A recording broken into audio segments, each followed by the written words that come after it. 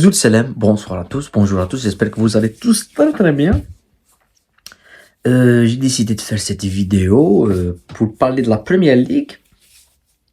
Et après 15 journées, on est en train d'assister quand même à un championnat de tous les rebondissements, avec un Liverpool stratosphérique, un City chaotique, un United en plein ventre mou, un Chelsea qui est rené, un Arsenal.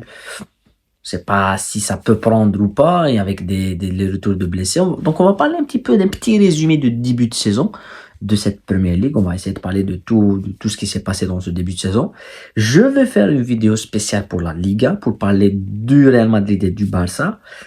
Et voilà, on va essayer de faire déjà ces deux vidéos, parce que je pense que c'est les deux championnats qui nous intéressent le plus.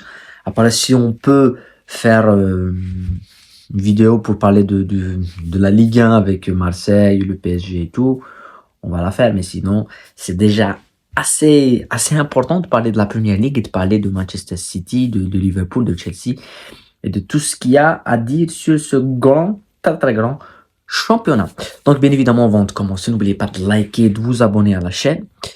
On va peut-être directement parler, même si dans une atmosphère au City, on va parler de Premier League. Déjà, ce début de saison, après 15 matchs, il y a quand même...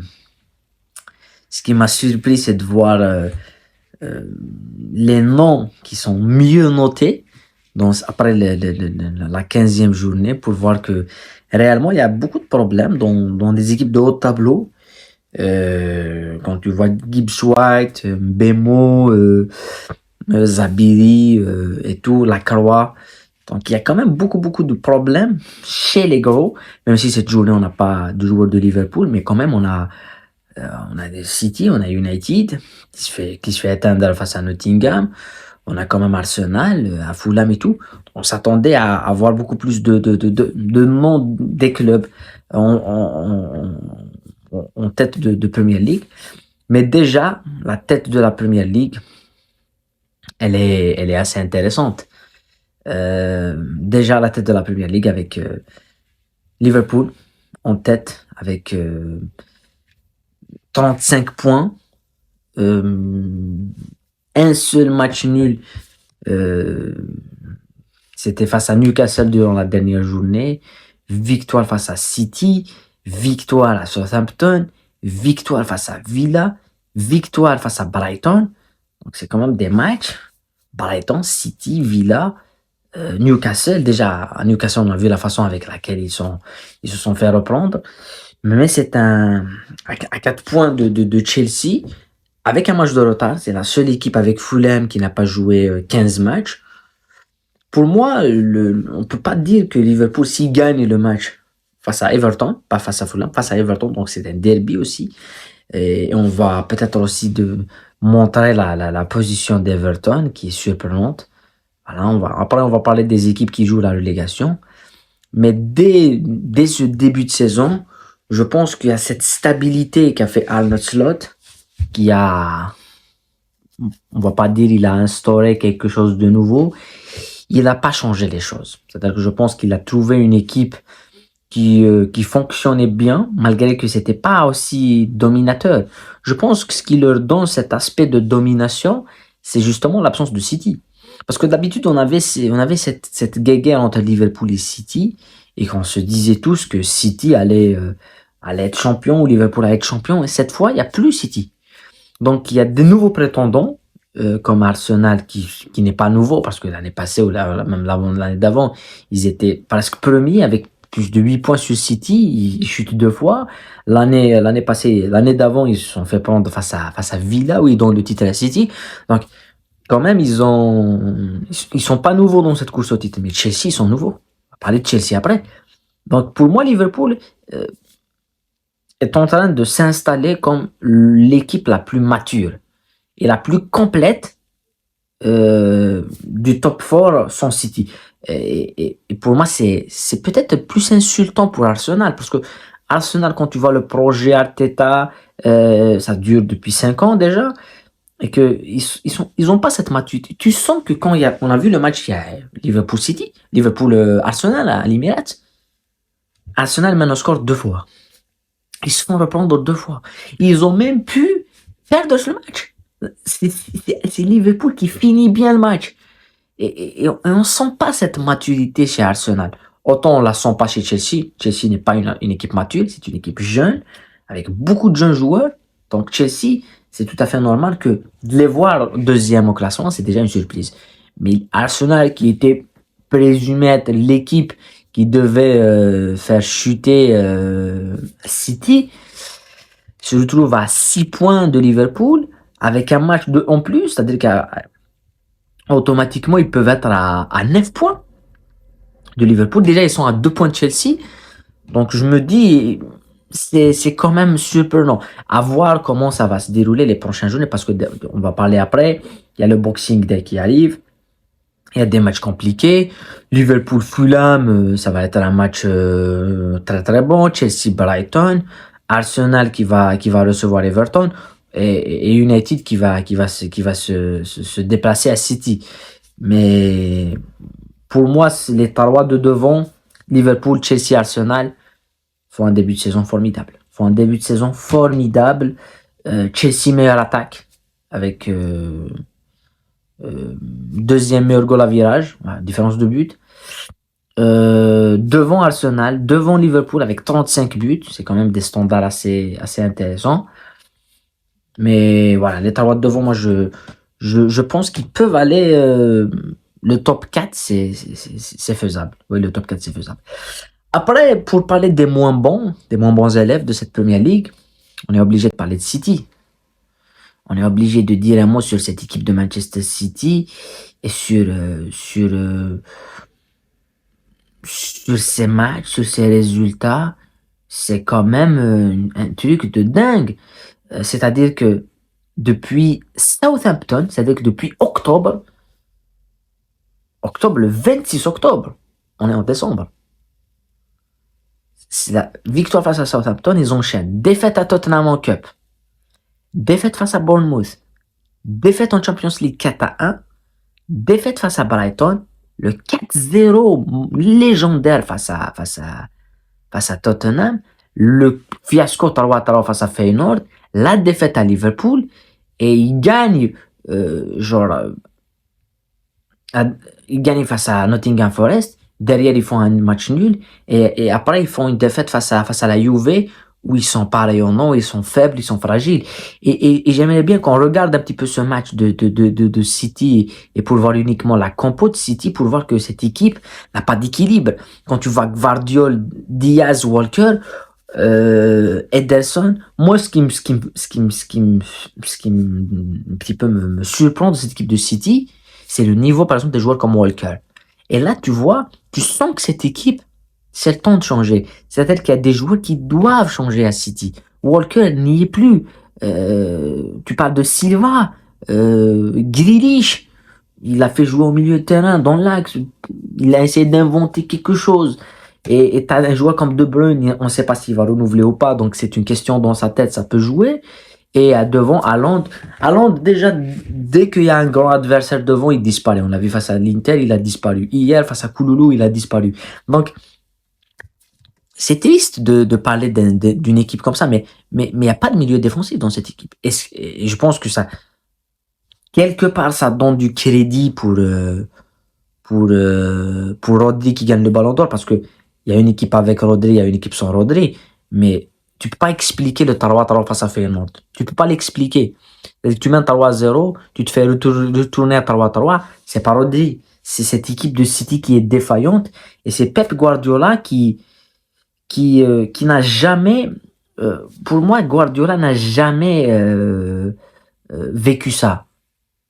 N'a jamais été aussi critiqué, n'a jamais perdu autant de matchs de suite, et sa mutilation face à Feyenoord, je pense que Guardiola devrait comprendre quelque chose, c'est que quand ça va pas bien, parce que face à Feyenoord, il sait que son équipe est fragile, il sait que son équipe n'est pas la meilleure équipe possible.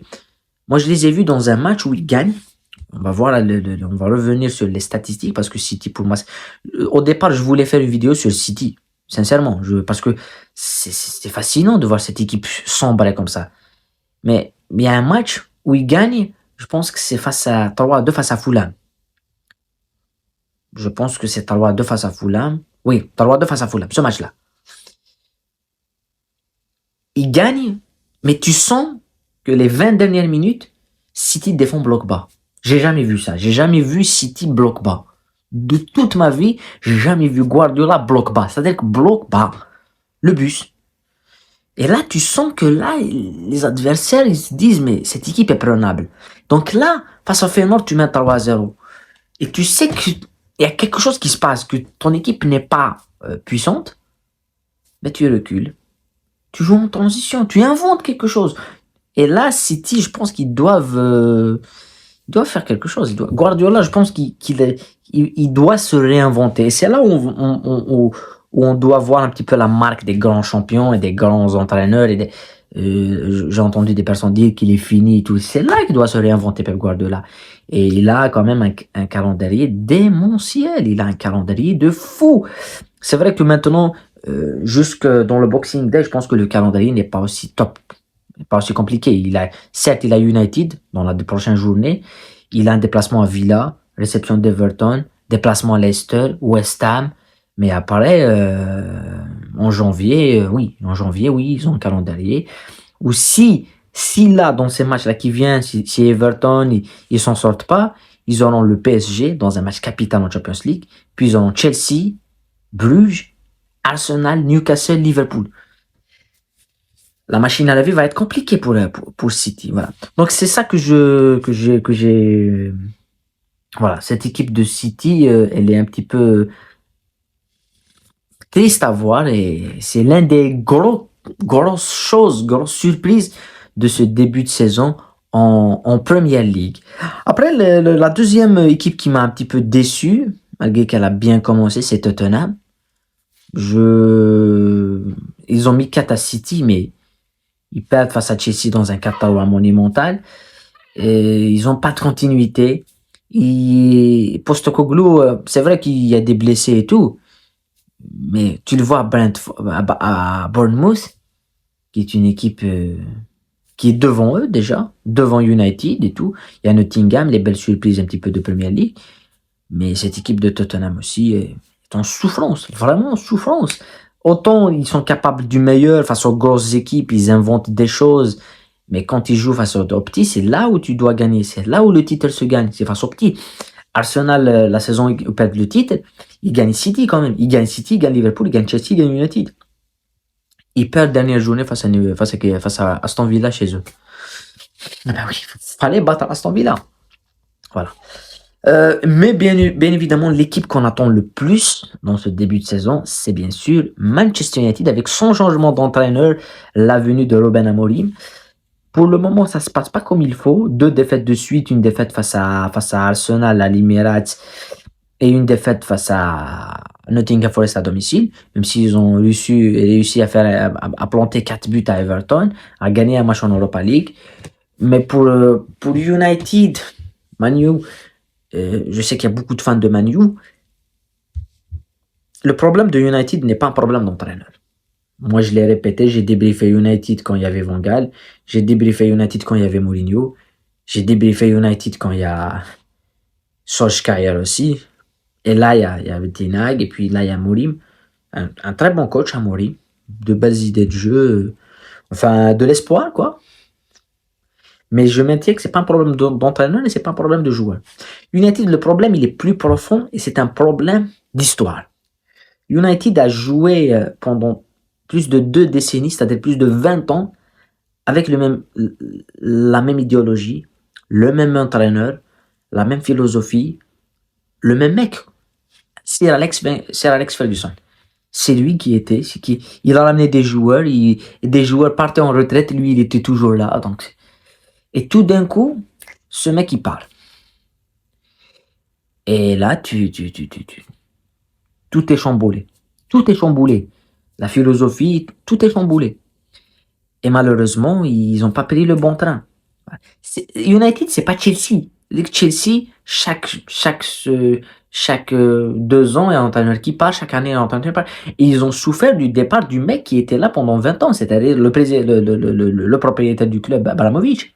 Quand ce mec est parti, ils ont souffert, mais après, il y a Todd Boehly qui vient et qui insuffle quelque chose de nouveau. Ce qui n'arrive pas à United. Et United, on a l'impression qu'ils ils recrutent des mecs, ils se font cramer, et puis t'as tous les joueurs. Je me rappelle la venue de Bruno Fernandes qui était un monstre au Sporting. Premier match face à Everton, il plante un but, puis il marque des buts, et là, on dirait que Fernandes ne sait pas jouer au foot. C'est bizarre. Et c'est la même chose avec Ten Hag, qui était à l'Ajax, un monstre, un tacticien. Il a éliminé la Juve, il a éliminé le Real Madrid, il est allé en demi-finale. Voilà, il a fait des choses magnifiques avec l'Ajax. Et on dirait que c'est pas un bon entraîneur. Et je vois le même scénario avec Amorim. C'est-à-dire qu'on dit Amorim, exceptionnel Sporting, ce qu'il fait, c'est énorme. Mais ils peuvent c'est comme un fusible qui tout d'un coup s'arrête de fonctionner. Et là, je me dis que United, ce qui peuvent les sauver, c'est un changement même à la direction. C'est-à-dire que tout va changer. Oui, on a changé l'entraîneur, on a changé les joueurs, ça n'a pas marché. Là, on doit changer le propriétaire. On parle de Ratcliffe en Angleterre, je sais pas. Faut que ça change. Faut que même là-haut ça change parce que United, c'est ça que peut-être c'est triste de le dire, mais le United de Ferguson, il n'existe plus, il va plus renaître. C'est comme je sais pas, le Barça de Pep, ou le Barça de Cruyff. Il faut que quelqu'un qui est héritier de ça. Amorim, il n'est pas héritier de Ferguson. Ferguson a mis David Moyes comme son héritier, c'était un fiasco total à United. On l'a pas attendu. Donc oui, il faut lui laisser du temps à Amorim. Il faut lui laisser du temps. Voilà, c'est tout. Il faut lui laisser vraiment du temps. Oui, lui-même, il dit qu'il faut me laisser 2 ans. Ben, laissez-lui 2 ans. Mais est-ce que United, on te laisse du temps? Possible. Voilà. Ça, c'est pour Manchester United qui jouera le prochain match face à Manchester City. Un match des deux équipes malades. Derby de United, tout peut arriver. Et si Amorim gagnait ce match, je pense que ça change quelque chose. Parce que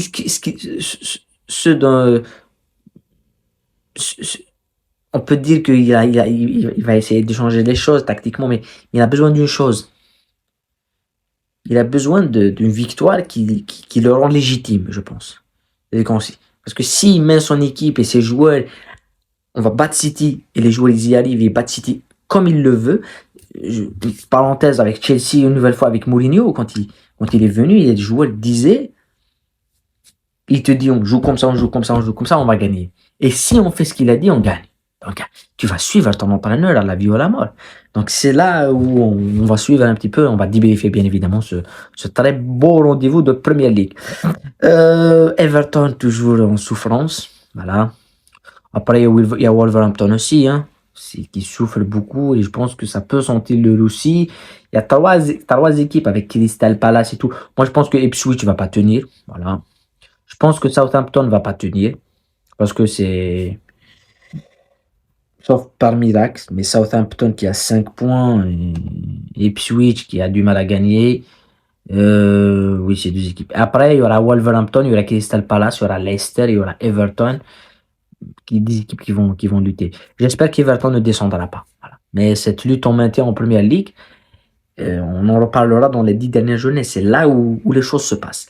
Maintenant, je vais dire un mot sur la surprise du début de saison. C'est vrai qu'il y a Nottingham Forest qui est très, très bonne, mais évidemment, Chelsea. Chelsea, deuxième de Première Ligue, avec des matchs monumentaux, comme la victoire 4-3 face à Tottenham, un match de malade face à Tottenham, Enzo Maresca qui a quand même changé cette équipe, moi j'aimerais bien que ceux qui ont critiqué Chelsea et Todd Boehly sur sa façon de recruter, comment ils recrutent 20 joueurs, 40 joueurs, ils ont 50 joueurs, ben ça paye. Quant à Neto, Sancho, c'est pas des titulaires à Chelsea. C'est-à-dire que normalement,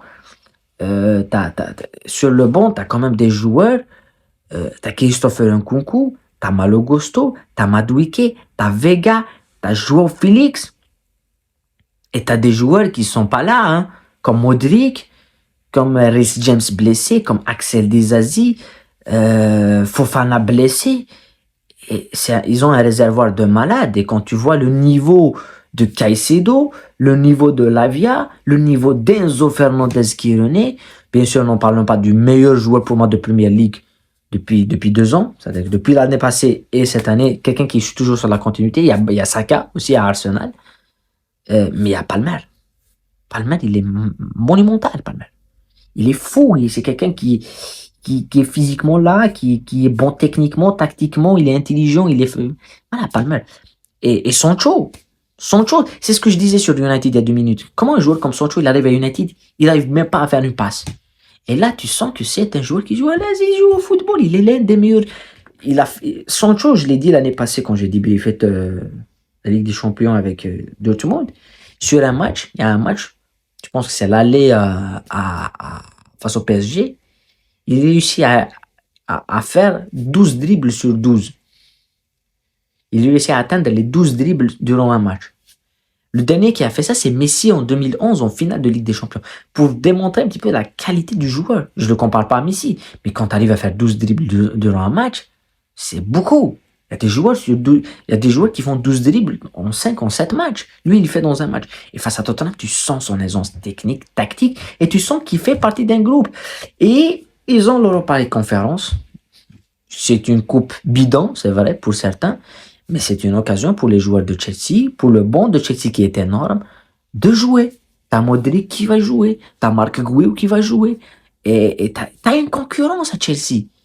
Fernandez, il était sur le banc il y a quelques semaines, et là il revient, on dirait que c'est pas le même joueur. Voilà. Pour moi, c'est une réussite totale pour Todd Boyle, parce qu'on met souvent Maresca devant. Oui, Maresca, il a ramené une façon de jouer, et c'est un entraîneur. C'est pas un manager, c'est un entraîneur. C'est un entraîneur de jeunes.